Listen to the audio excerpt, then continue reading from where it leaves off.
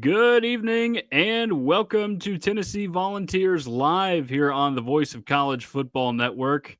I am Tucker Harlan alongside Jordan Binkley. We are glad to have you guys along with us.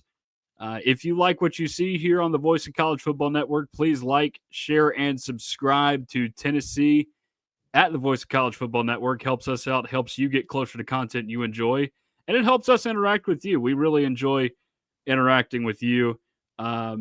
Because it's part of the reason why we do this. And believe it or not, I hope all of you guys had a great weekend. First off, but one of you, if you're watching this, gave me a shout out at the golf course over the weekend.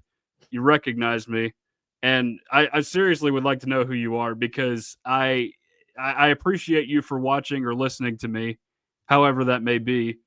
But I would like to reach out with you sometime because we always like to reach out to our listeners and engage with you guys. It's part of the reason we do this, and yeah, I'm just happy to reach out to another fan, another listener of mine.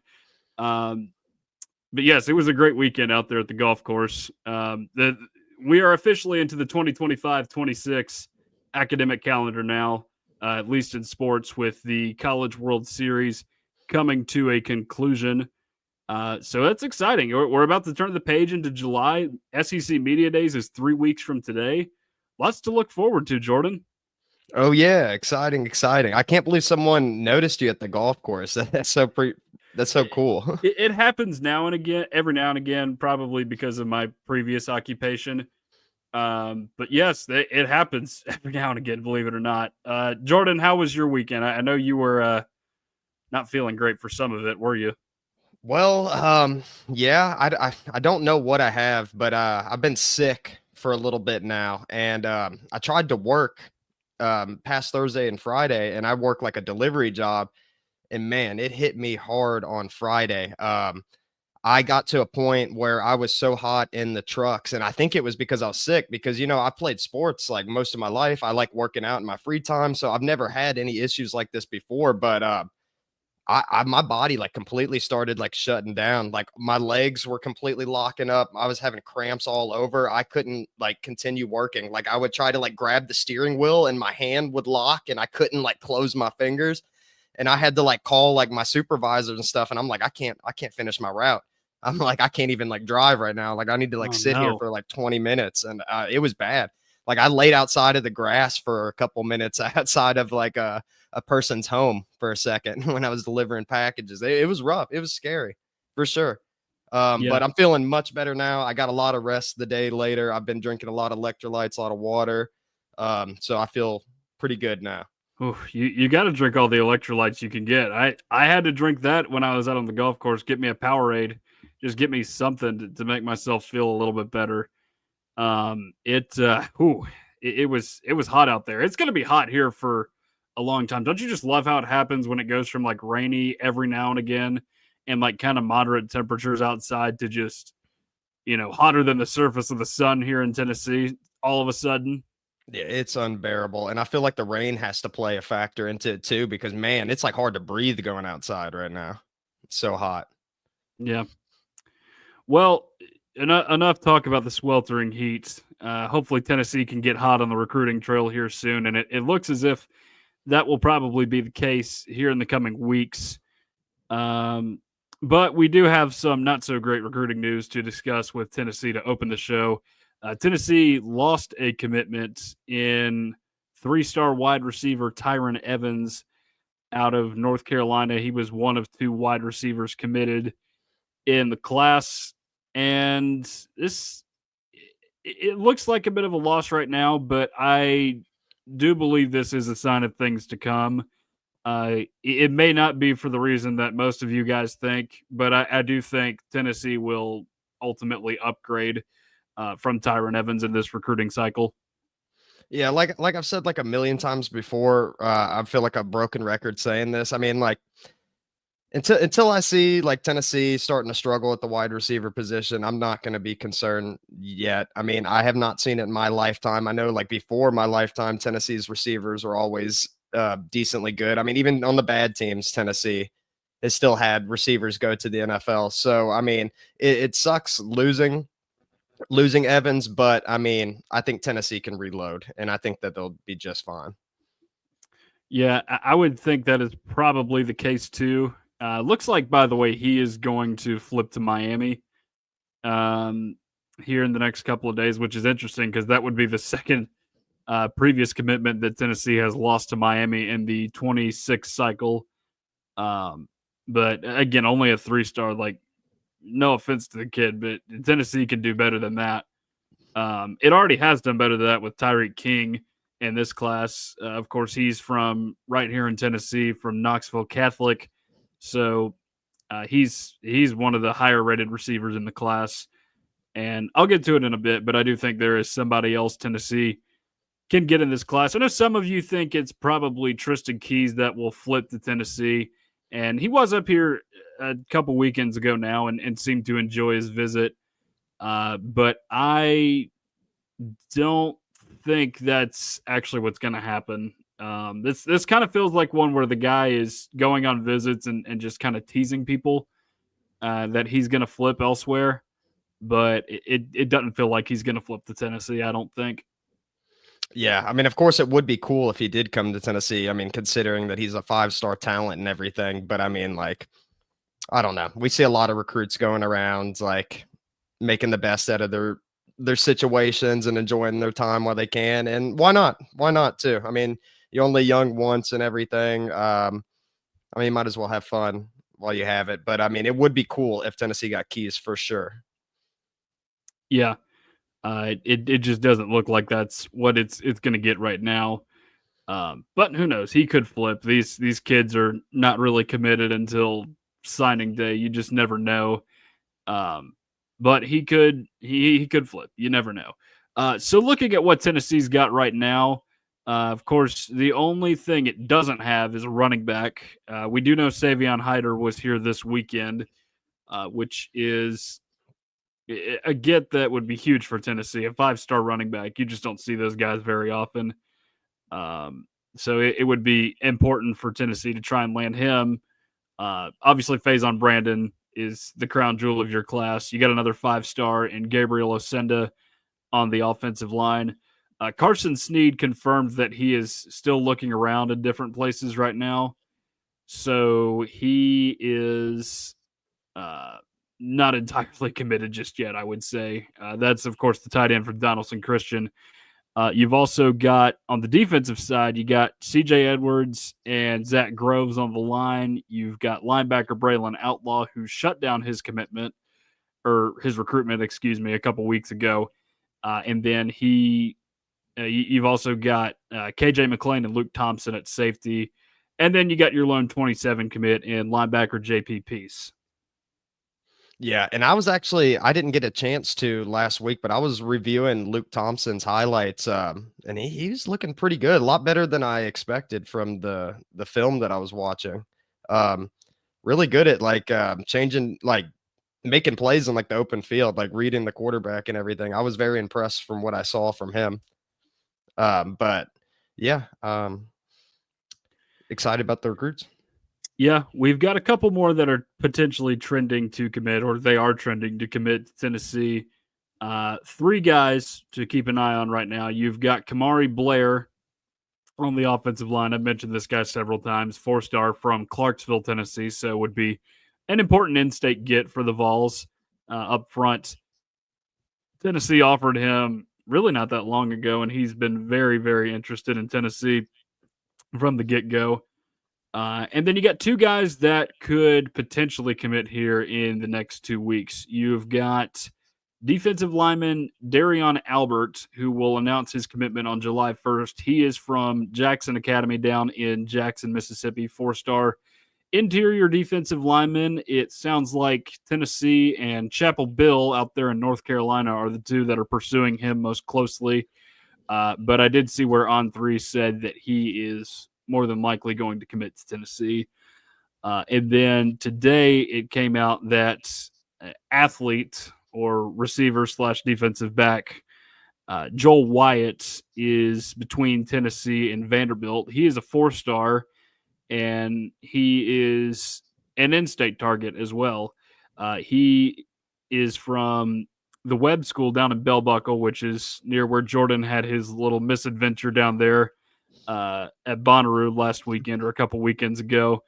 Um, but you guys who are familiar with Tennessee athletics will be familiar with the Webb School for another name in former Tennessee basketball player Keon Johnson. That's where he came from. So would be an important get for Tennessee. I believe he is the second rated player in the state. So would be, and he's already not considering anybody else other than the two schools in Tennessee. So it's interesting Vandy has made a push there, but I would have to feel pretty confident about Tennessee landing Joel Wyatt. Yeah, I would too. I mean, especially like growing up in Tennessee. I mean, like I've seen it firsthand being and even in like living in Middle Tennessee my whole life. There's not been like many big Vanderbilt fans around me. Like my uncle's a big Vanderbilt fan, but like outside of that, like I mean, you just assume like growing up in Tennessee, you grew up as a Tennessee fan, you'd like to go to the university. So I mean, I like Tennessee's odds on that. But I mean, you never know. I mean, Vanderbilt has picked up things a little bit in the past couple of years, but I would like to think that he would probably commit to Tennessee.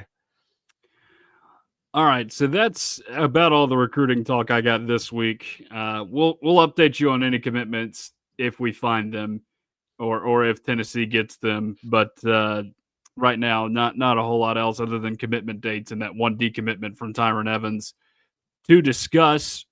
But now that baseball season is over, we have moved into full on talking season here in the world of college football. As I said earlier, SEC Media Days is just 3 weeks away, which is really exciting because it's at the very least an appetizer, maybe less than that, maybe just more of a tease at the college football season, which is still fun. I'm looking forward to what everybody has to say this year, especially with the league being so wide open. And earlier today, I went to my local Barnes and Noble, which is about 2 minutes away from me, and poured through a couple of the preseason magazines. I did not buy a preseason magazine because my preseason magazine of choice will not be out for another week. I trust Phil Steele more than anybody else, even if he is probably more out there with predictions for just leagues in general, college football in general, than the other two publications, Athlon and Lindy's, the major ones. But I did look through them to see what they had to say today.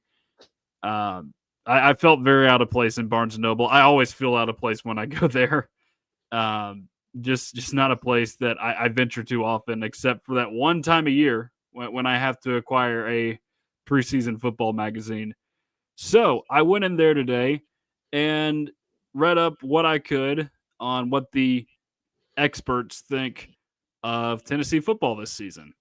And there were a couple observations I made before we get to the rankings. Just agreeing opinions, differing opinions between the two publications. There is a disagreement on who the starting running back will be this year between them. Neither of which is Star Thomas, by the way, which is kind of bizarre.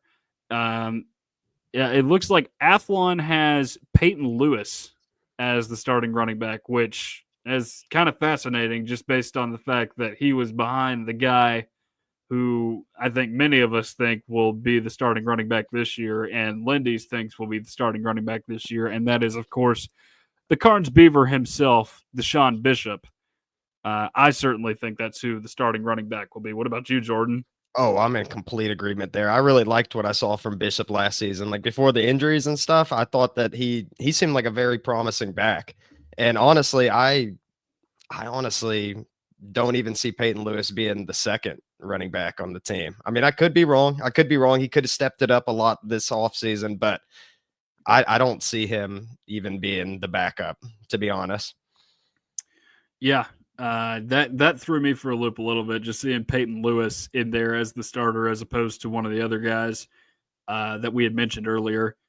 But those were the only two where they really disagreed, just in terms of starting lineups. Now, a couple of interest or important positions to keep an eye on this year, just because Tennessee we wouldn't have known who they would be before spring ball, but it looks pretty clear now, at least according to these two. They both agree that William Satterwhite will be your center in 2025, which I figured would be the case going in. Um, but the other safety has been a point of interest this offseason with Jacoby Thomas leaving. We know Andre Turrentine will occupy one of those spots. The other one, and both Athlon and Lindy seem to agree that Idris Farouk will be your other safety this year, not Colton Hood. And Colton Hood, too, is also a corner by nature. And both of those publications have Jermon McCoy and Ricky Gibson starting over him, although of course, if Jermon McCoy's injury lingers a game or two into the season, then I would imagine Colton Hood will see the field quicker than expected. Yeah, and everything I've seen from Colton Hood, I mean, he seems like a really, I mean, I know he didn't start at Colorado, but I mean, he seemed pretty talented whenever he got in there. And I think I could be wrong, but I'm pretty sure he was 13th in the country in interception return yards. And I think he only had like 2, but I mean, that just goes to show, I mean, that he could be dangerous with the ball in his hands. Yeah. Yeah. And that's what you want with a corner, whether it's a starter or a backup. And he could see the field a lot this year, just thinking about how just A, with McCoy's injury situation, but B, you want all the depth you can get back there. Really anywhere on defense, but would hope that's a guy that will make at least somewhat of an impact this year. Right now, just according to what I saw on Athlon earlier today, there are a couple names that they are pretty high on. They believe Sam Pendleton is one of the most impactful transfers in the country, and they had a big old list of these guys. One of which included the former Polynesian prince. He's out there in LA making a little less than $800K with California taxes now. But yes, Sam Pendleton made that list. And then the other guy that they mentioned in their breakout players section, and Tennessee needs this guy to be a breakout player this year if they're going to go places, is Mike Matthews. Oh, yeah. Oh, yeah. Mike Matthews is going to be a pivotal piece to Tennessee's offense this year if Tennessee's offense is going to be successful. I mean, I was really excited for him last season, was disappointed that he didn't get as many targets as I thought that he would. So I think this could be a big year for Mike Matthews, and I wouldn't be surprised if he had a really good year.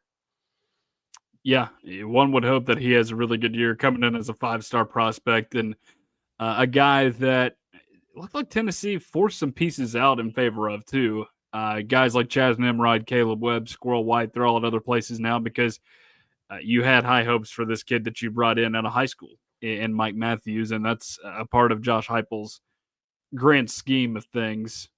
So it looks like Josh Heupel is definitely going to stick to the portal if necessary route, but recruit out of high school primarily, which I think is good and hopefully is something that begins to take hold again in college football. Well, maybe with all these new regulations coming in with the conferences and, capping off NIL and everything, maybe it might go back to the traditional ways of recruiting being the number one way to go. I mean, I would be here for it for sure. I mean, I like seeing players stay on a team and like building a legacy for a while. I mean, like that's what as college football fans, I feel like that's what we all want to see. So it's not just like 1 or 2 years with a player and then he just goes to another school across the country. I mean, it'd be nice to keep players, and hopefully that's the route that we're heading. Yeah. So those were all the observations I made from Lindy's and Athlon earlier today that were not rankings. Believe me, the rankings are very fascinating because one of these publications thinks Tennessee is the top 25 team. The other does not. And neither of them have particularly high hopes for Tennessee in the SEC this year. So looking at the preseason overall rankings, this is obviously not including SEC. Athlon has Tennessee sitting at number 21, which I think is a pretty fair assessment. I think a lot of people are discounting Tennessee just because of a lot of the losses this year. It's not really Nico's going to UCLA that has put this team behind where it once was. I think you have to add in the other factors like Dylan Sampson, some of the older receivers, some of the losses on the defensive front as well, even though I do think the defensive front will be just fine this season. So I think it's a fair assessment. Lindy's, however, number 32. Outrageous. Outrageous. A team that finished third in the SEC and went to the college football playoffs and being ranked 32 in the preseason, in their preseason predictions. That is pretty wild to me. I mean, I feel like some of the stuff that they put in these magazines, they did just to get people talking, get like people like us talking, get y'all the fans talking. But I mean, I don't think anyone thinks that Tennessee is a preseason 32 ranked team in the country. All right, so I've got the list in front of me of the non-top 25 teams that Lindy's ranks ahead of Tennessee. This is an interesting list, very interesting list. 26 is Boise State, which, I mean, it kind of makes sense. Like, just with that ranking, I don't know why you'd put Tennessee below it. I get why Boise State is there, though, because typically they are one of the better group of 5 schools, or I guess it's about to be group of 4 or 6 now. I forget all this stuff. Conference realignment is so messy. It's very confusing. Number 27. This shocked me. Auburn. What? Yes, they put Auburn there. Do you think Auburn is not going to shoot itself in the foot again this season? I mean, it seems like they have been as of late. I mean, I wouldn't expect things to change. I mean, what did Auburn do last season to deserve 27th ranking? I do not know. I really don't know what Auburn deserved or what they did to deserve that, just because I don't think they've been getting in their own way now for the better part of 4 seasons. The Freeze era has essentially just been a repeat of the Harsin era. If you're just looking at the overall records, I mean, 11 and 14 between the two of them. So, I don't know why Auburn is, why they are there. I get that they have plenty of talent. Maybe they think Jackson Arnold not having any good receivers last season is why he struggled so much. They think he's going to have, this breakout season at Auburn. Maybe that's why. It's just hard to tell right now. But yes, Auburn is 27 on that list. 28 is USC and Lincoln Riley.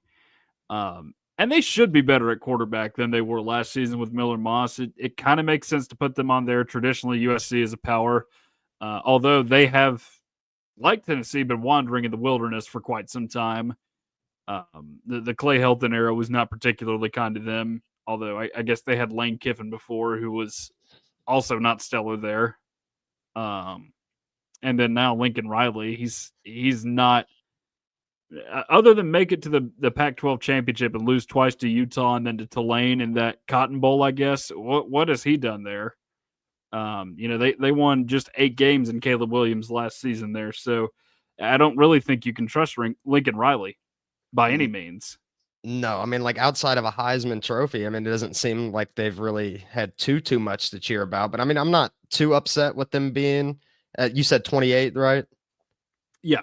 Yeah, 28th. I mean, I'm not too upset with that, because I mean, I would assume USC is usually around the top 25, but I mean, I don't have high expectations for them this year. I mean, what did they finish last season? Like, did they win like 7-6? Yeah, that's what I thought. Like 7 games. I mean, because they had that win over LSU to start the season, and then they came back and beat Texas A&M in the Las Vegas Bowl. Both of those games were in Las Vegas, by the way. Interesting. Yeah. So you have USC there. 29. This is another bizarre one. Missouri. Who do they have returning? Maybe their defense is supposed to be all right. What do they have as far as offensive skill players? Another thing I've got to look into more once I get my magazine, and I will. But mean, you lose Brady Cook, you lose Luther Burden. Theo Weiss is gone, to my knowledge. Um, I most I would not imagine they're going to be much better than 7 or 8 wins this season, just because that's what Missouri does. They win 10 and 11 games like 2 years in a row, and then they just regress and have disappointing seasons for like 2 or 3 consecutive years, and you forget they exist. And then suddenly some major power has fallen asleep again, and they take advantage of it and get their 10-11 win season. So they always have a ceiling on them no matter what, but this just doesn't feel like a year where Mizzou is really supposed to have high hopes. Yeah, and especially after losing all that offensive talent too. I mean, losing one of the best receivers in all of college football, and then isn't that like everyone's knock against Tennessee, like losing Nico and losing Dylan Yeah. Sampson and everything? I mean, that's the same reason why people want to knock Tennessee down a peg. I'm surprised that they would put Missouri ahead when, I mean, I think Tennessee's had more talented team overall in the first place, even after losing those offensive players. I mean, I don't really get that one.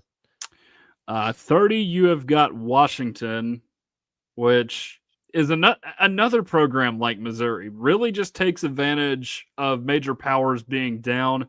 Problem is, there's too many major powers in the Big Ten that are doing too well for me to really justify them being a fringe top 25 team. I mean, they win 6 or 7 games last year. Like, they were okay with Will Rogers. I know they beat Michigan, but I mean, it's still year 2 of Jedd Fisch. They've got to build things up out there in Washington for me to really believe that ranking is justifiable ahead of Tennessee. It doesn't make a whole lot of sense to me.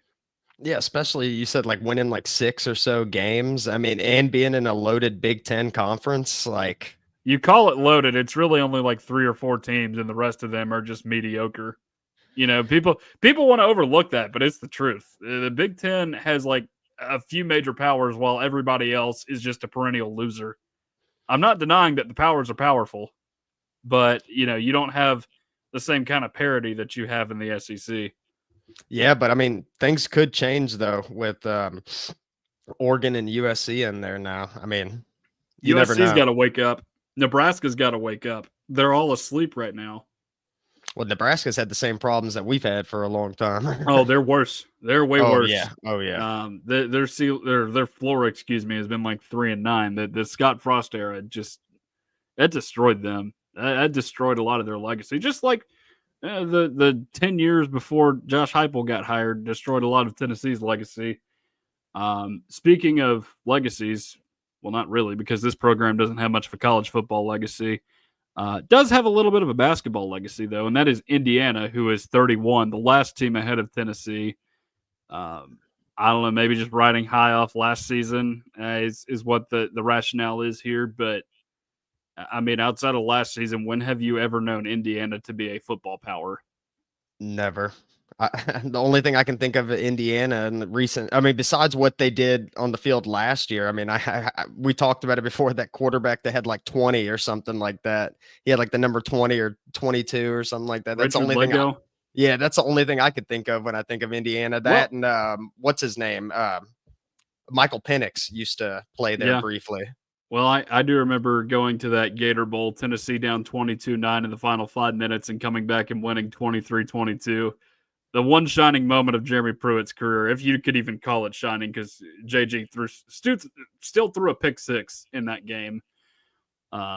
So not exactly a fine program they got up there in Bloomington historically, if you take out last season. But those were the teams ranked ahead of Tennessee in Lindy's. Tennessee, of course, sitting at 32.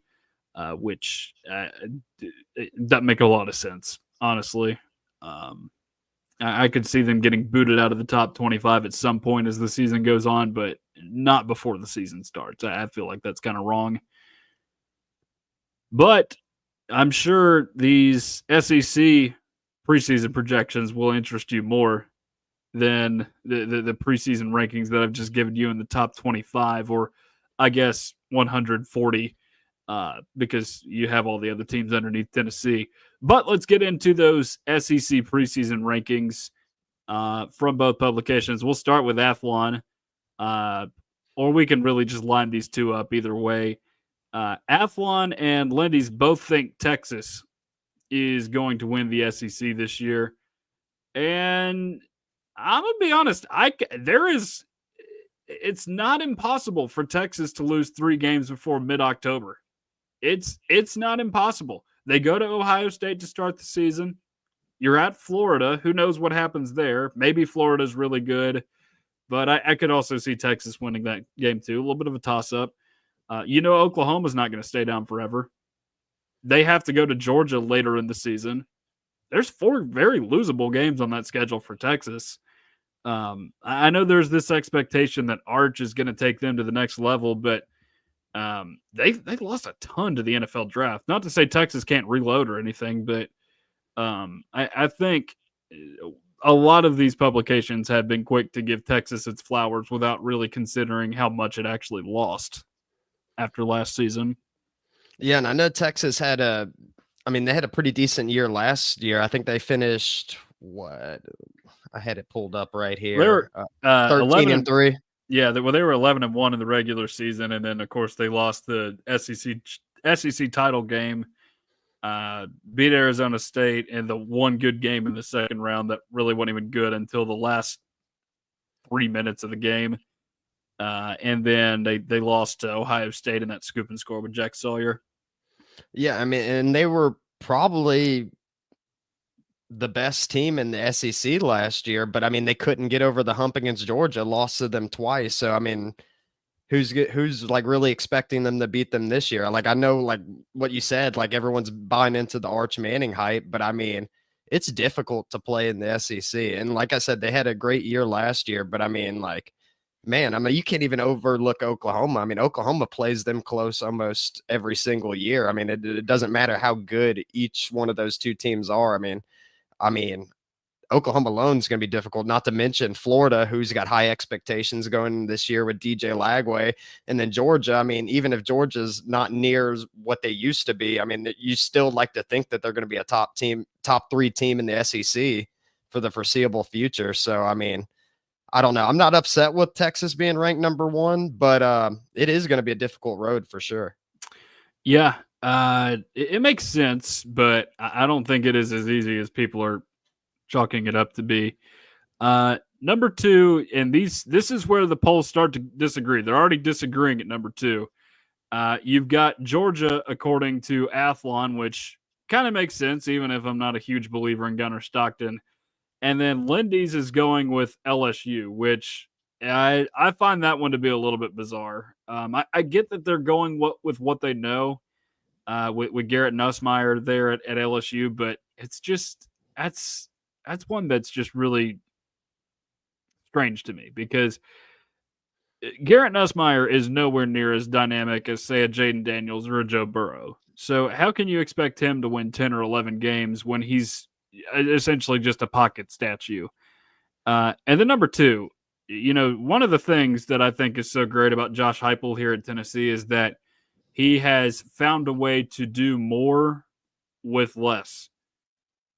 Brian Kelly is the opposite. And really the last couple of coaches between now and Nick Saban have done less with more. That roster just about every year has the talent to win a national championship, but poor coaching is often its biggest hurdle, and it can't get over that sometimes. So like it's as if they've essentially just found better versions of the coaches that came through Tennessee back here in the last decade. They're just bound to slip up a few too many times each year. And you look at that road schedule, they're at Clemson to start the year, which is not a fun place to start. You're at Alabama, who they've not beaten since Joe Burrow was the quarterback. But of course, that's one of the greatest college football teams ever. You're at Ole Miss, which when Ole Miss is at least a 7-win team for the better part of the last 20 seasons, they win that game at home against LSU. Oklahoma, not as much history there, but again, not an easy place to have to go and play when you've got higher expectations this year and more hope in that Oklahoma team. So I don't entirely understand putting LSU at number 2. Yeah, no, I mean, I feel like we've seen LSU hyped up a lot, like since Brian Kelly's been there, but yet, like, he's underperformed seemingly like every time. Even, I mean, even when he was at Notre Dame, I mean, I know they got to the national championship at one point, and then they got smacked in the mouth by Alabama. Brian Kelly is a good coach, but I don't think he's a good enough coach to get LSU over the hump. I mean, I think that they could be a solid 10-2 team almost every single year, but being like a national championship caliber team, I just don't see it from a Brian Kelly led LSU team. No, I don't see it much either.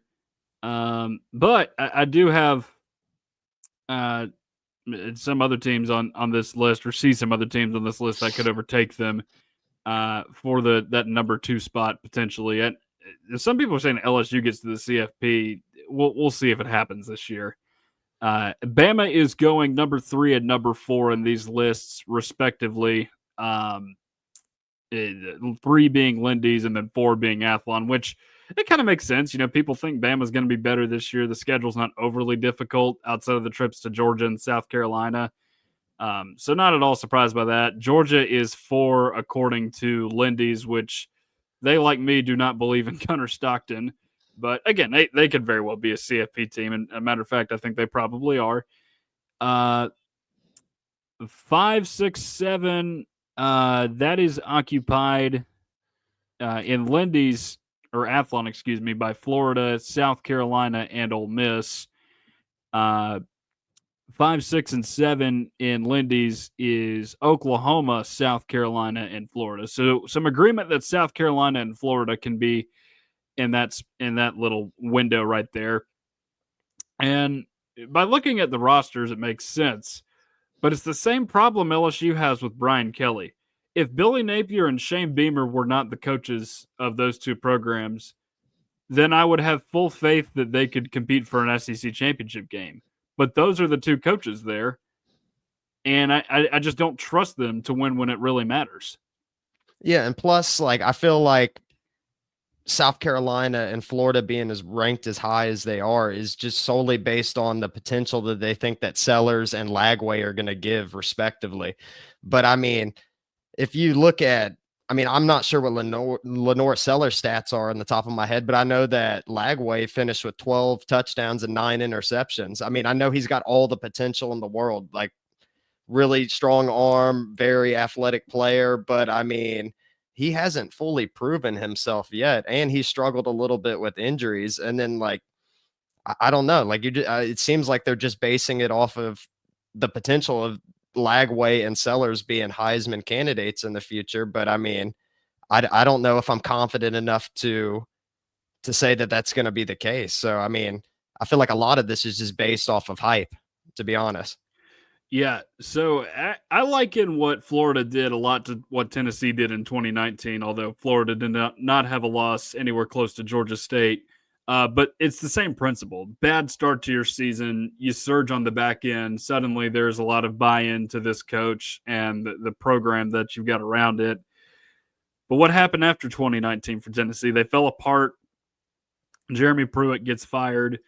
There's a whole scandal and everything. Not to say Billy Napier is cheating with McDonald's bags or anything, but I don't totally trust him. And the same thing to an extent happened with South Carolina in 2022. It was not nearly as bad of a start for the Gamecocks, but they fell apart in 2023. They thought Spencer Rattler was going to be this guy to help them take the step forward, maybe win 9-10 games.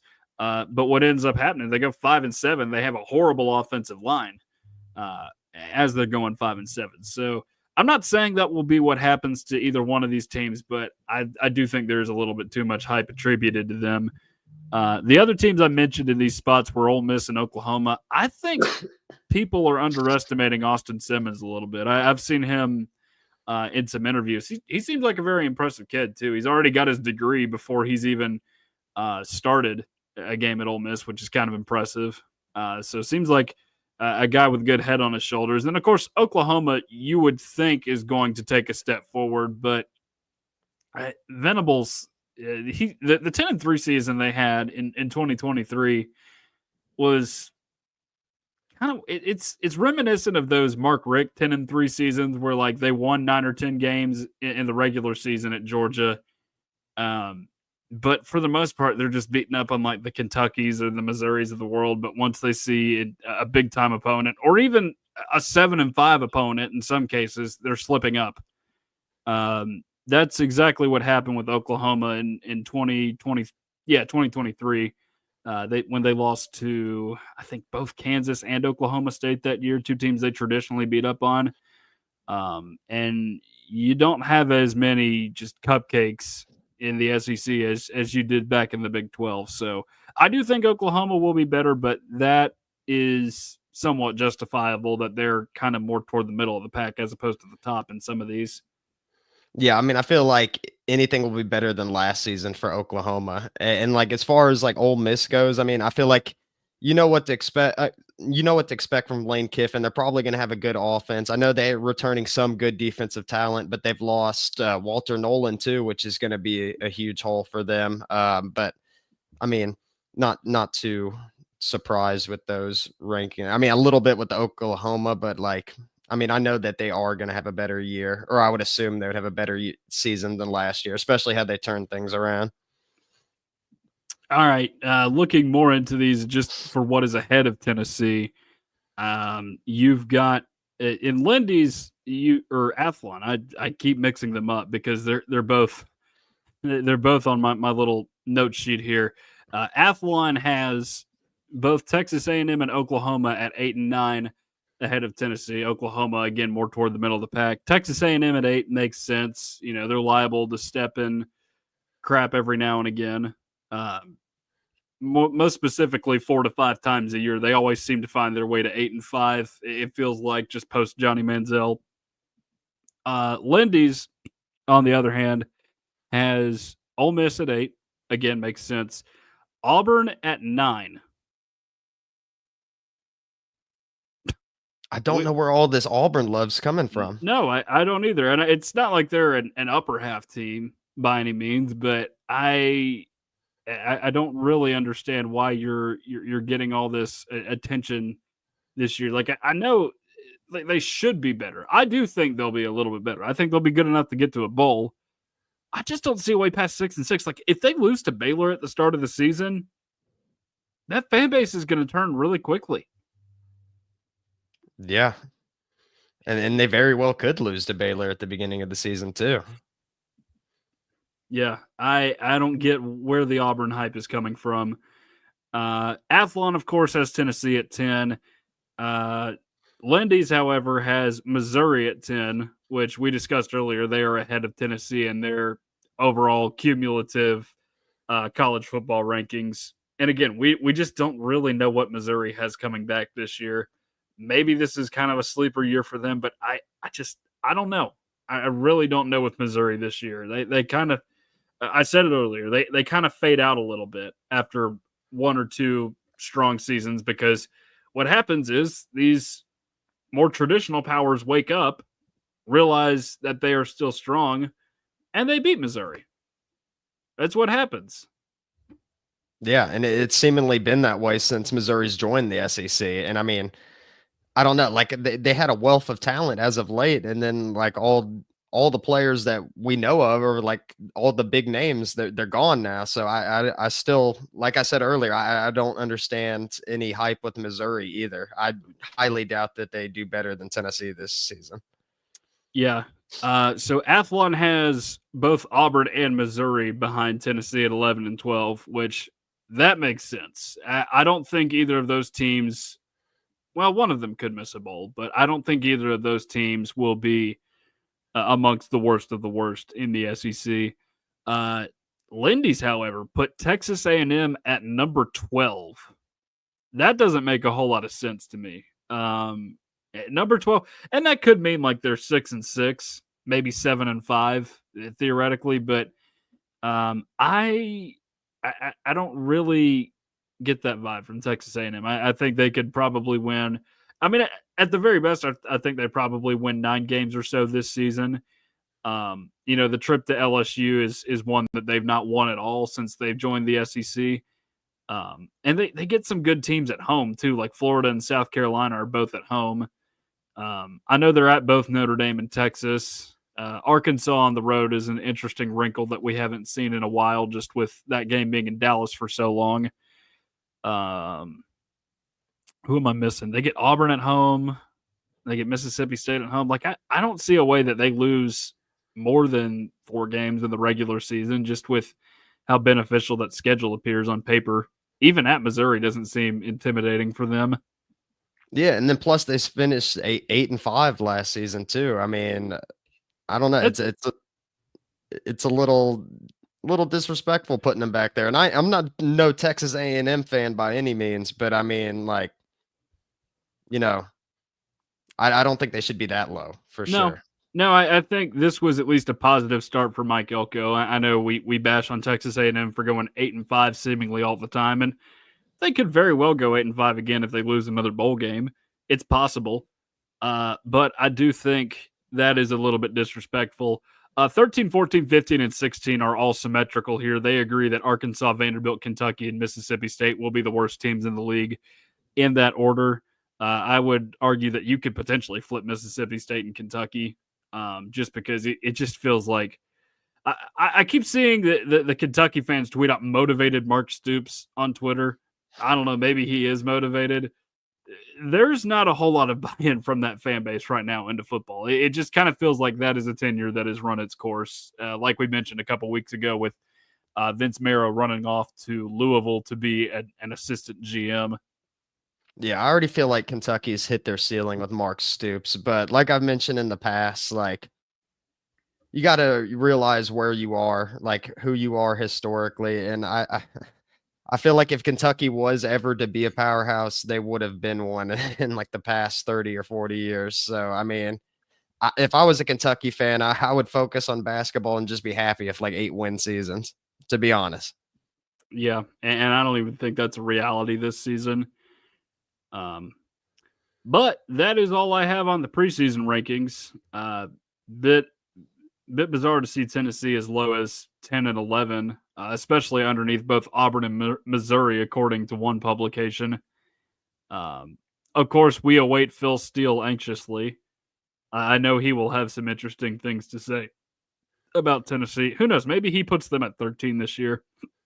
Maybe he just doesn't believe in them at all. I guess we'll see. But you were talking about earlier that you saw the depth charts inside there. Who'd they have Tennessee's starting quarterback as? Joey Aguilar. They're Okay. they're in agreement on that. They're in agreement on that. So, not overly surprising, but he will have to learn the offense pretty quickly. Okay, so speaking of quarterbacks, we have one important matter to discuss to end the show. I don't really know how important the matter is, but this guy, he cannot keep his mouth shut. He really cannot keep his mouth shut. Diego Pavia, it's a day that ends in Y, so he's going to be talking about some other team in the SEC. He's already run his mouth at Alabama.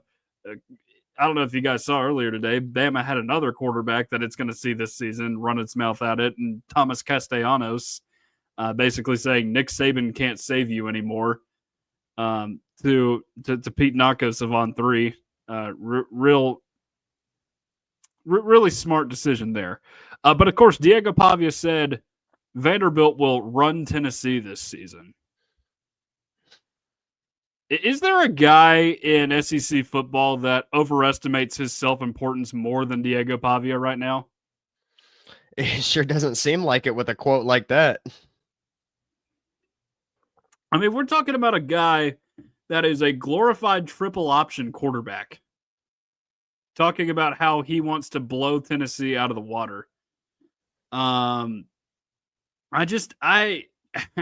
don't get I don't get where that is coming from, why he would say that, especially considering the fact that he went 8 of 17 throwing the ball against Tennessee last season, lost that game 36-23.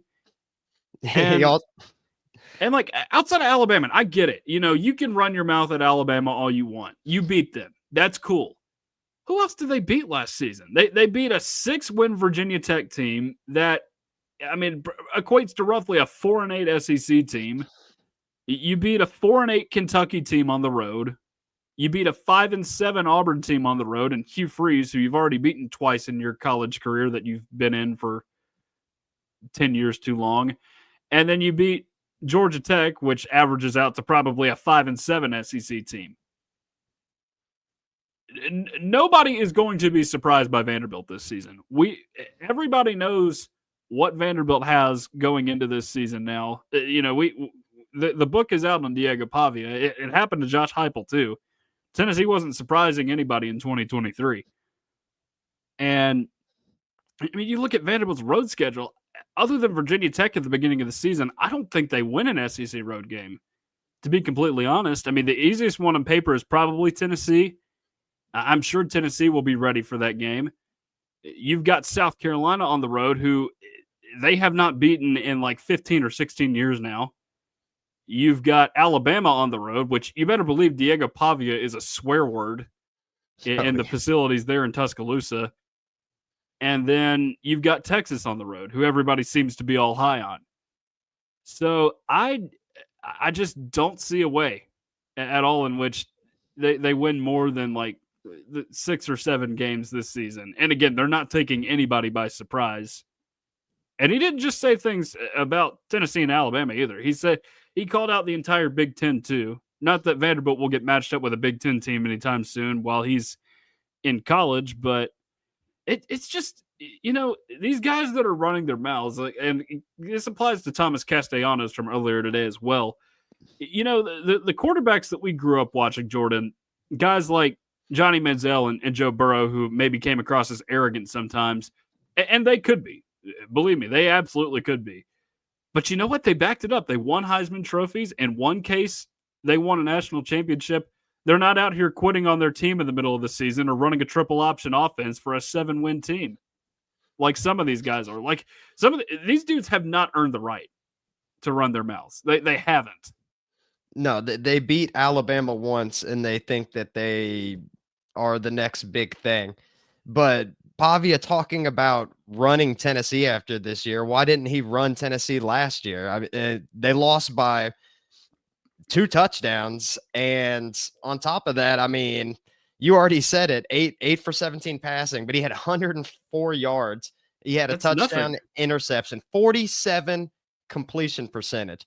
And the last time that Vanderbilt ran Tennessee was for a brief period from like 2012 to 2018. Besides that, the last time that Vanderbilt got 2 wins in a row against Tennessee was 1925 and 1926. Makes sense. We're talking about 100 years.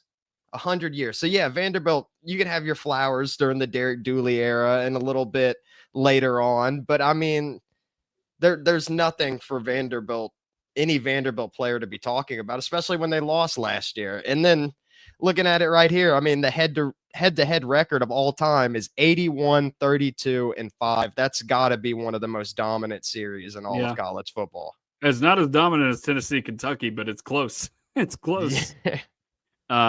The next time Josh Heupel scores fewer than 35 points against a Vanderbilt team will be the first. He scored 36, 48, 56, and 45. And you come to expect it. Tennessee's going to get run. Tennessee's going to get run by Vanderbilt. It ain't going to happen in a million years. Even if Vanderbilt was to get lucky this season, I mean, it'd go back to normal for the foreseeable future. I mean, there's not a world where Vanderbilt's ever going to be a better program than Tennessee. There's no way statistically, unless they win like the next 60 years in a row, that they're going to have a chance of beating Tennessee's all-time record against them. I mean, there's really nothing for Vanderbilt to say. You and I will be dead by the time they have a winning record against Tennessee in football. Not to get morbid, but it's the truth. We'll be dead for 200 years if the world's still around in 200 years. I mean, I bet you the world ends before Vanderbilt has a winning record against Tennessee. And you could say the same about Kentucky too. I mean, they're not going to have a winning record against Tennessee for probably ever. I mean, they've dug themselves into a huge hole. Yeah, no, it's just absolutely hilarious. And you know that Heupel's gonna be putting this quote up in the locker room and bringing it up before the games, and they got to play in Neyland this year. So you think that's gonna go well for you? I mean, you're talking about Neyland Stadium. I mean, it's gonna be deafening there when Vanderbilt comes to town. No one's gonna forget about it. I know it's the off season right now. It's the summer. It's easy for other people to forget, but Tennessee fans aren't going to forget. The Tennessee roster's not going to forget, and Josh Heupel's not going to forget. And Josh Heupel doesn't seem like he's opposed to running up the scores against teams either. So, I mean, hey, Yeah. whatever happens, happens, Diego. Yeah, well, I'll say this: he does need to find a way to run up the score against opponents here soon, because that used to be the one endearing quality about him in the first couple of years of his tenure here. But lack of stellar quarterback play has kind of hurt that a little bit. Maybe Joey Aguilar can do it though. Maybe he can do it. Maybe he can. Everything that I've heard that he likes to throw it down deep, throw it down the field deep, and he's not scared to make any kind of throw. So, I mean, if Joey Aguilar is the quarterback, of course, I'll support him and hopefully he does well and everything. But I mean, I feel like there's just no world. There's no world where Vanderbilt has a chance. I mean, especially everyone knows, like you mentioned before, everyone knows what to expect from Vanderbilt this season. I mean, there ain't no gimmicks that are going to help them get this win. I mean, I'm pretty confident that Tennessee will win that. That's one of the guaranteed wins of the season right there. Tennessee versus Vanderbilt. Tennessee's getting that win.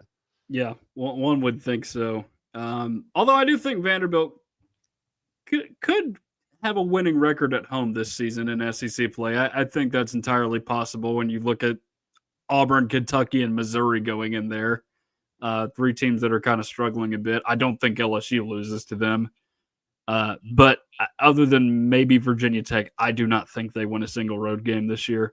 No, especially not in Knoxville. We know not in Knoxville, definitely not in Tuscaloosa either. Oh, and Alabama's going to light them up something mean too. Yeah, and here's the funny thing too is like, Alabama. I've been to Tuscaloosa. You've been to Tuscaloosa, and they care a lot about their football. Make no mistake, but there's just like this sort of complacency about that stadium, like they know they're going to win. They don't have that feeling anymore. They don't have that luxury after 1 year of Kalen DeBoer.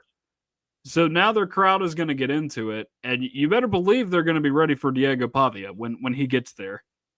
Oh, yeah, and that's all that people are going to be talking about the week before, and that's all the players they're going to see on TV. All the media people on television and on radios, everyone's going to be talking about how Vanderbilt beat Alabama last season, and there's just no way that, I mean, I didn't think Alabama, when I went to the Tennessee-Alabama game a couple of years back, I didn't think that it was that extremely loud or crazy dynamic of a place. But like you said, they got used to winning all the time with Nick Saban. I mean, this is going to be a more hungrier Alabama team than we're used to. And I don't think I do not think that Alabama is going to be kind to Vanderbilt this season. No, at all. Definitely will not be kind. They shouldn't be. Absolutely shouldn't be kind to them. And it's when you slip up for the first time, was it 40 years, I think, that they hadn't lost to them? Vanderbilt hadn't lost, or Bama hadn't lost to Vanderbilt. There's only I think it was like the 70s. Yeah, and there's only a few times total that it's happened. It's the same thing with Kentucky. They've hardly ever lost to Kentucky, which makes sense because they're on two completely opposite sides of the spectrum historically. Yeah, I think, I mean, if Diego keeps running his mouth and if any other Vanderbilt players want to run their mouth, I think they're in for a rude awakening this year. Yeah. Did we just forget to media train these guys? I mean, maybe Vanderbilt needs this kind of energy. I did see somebody put out like a column on this or something. May have just been a Twitter post that Vandy needs Diego Pavia's energy. And they do need to inject some life into that program because it's been dead for pretty much all of college football history. But Florida State, though, I don't know if that's the right time to do it. Yeah, no, especially Florida State too, man. I mean, that's arguably worse. It's arguably worse. I mean, at least Florida State's a historic program, but I mean, man, was that a huge fall off that they went through last season. It was the biggest fall off ever, right? Yeah, I would Yeah. think so. I've Like never seen a team go 14 and or 13-1 to uh what was that, 2-10 last season? yeah, I think so. Like Yeah, that's like a 10 loss differential right there. yeah, huge differential. All right, Jordan, you got anything else for tonight? No. I mean, I think we've covered just about everything. Once again, I'd like to say thanks to everybody for tuning in. I saw that we got a lot of comments today. I see some of them's my mom, my my friend, and my brother. But it's good seeing people talking in the comments, and of course, Yeah, anyone outside of my family can talk too. We're always here for a conversation, and we enjoy everyone that tunes in and listens to our podcast. We enjoy doing this. We look forward to it every week, and we appreciate everything that y'all do for us. Thank y'all. yeah. Again, thanks to all of you guys for tuning in. And again, please like, share, and subscribe to Tennessee, the voice of college football on YouTube. It really helps us out, helps you out, gets you closer to content that you enjoy. If you're a Vandy fan, hate watching me slam Diego Pavia about wanting to run Tennessee, then I even appreciate you watching this because it helps us out and it helps you out. It helps you spy on the enemy in your case. All right. Well, that is going to do it for us tonight. For Jordan Binkley, I am Tucker Harlan. We will talk to you guys again next week.